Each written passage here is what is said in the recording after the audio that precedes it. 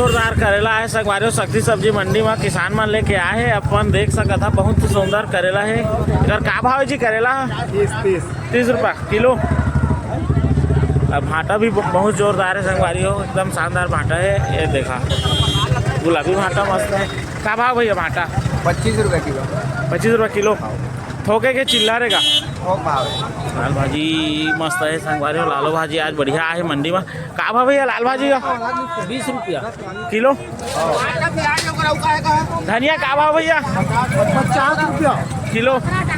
धनिया के रेट बढ़ गए संगवारी हो शक्ति सब्जी मंडी में। भैया 50 रुपये कहा थे। जोरदार मिर्चा है संगवारी हो शक्ति सब्जी मंडी में। भैया कर जाना था नेकर का भाव है तेला? का भाव भैया मिर्चा? 70 रुपये किलो थोक में। भागवत भैया अदरक का भाव है? अदरक 80 रुपया और 70 रुपये भैया।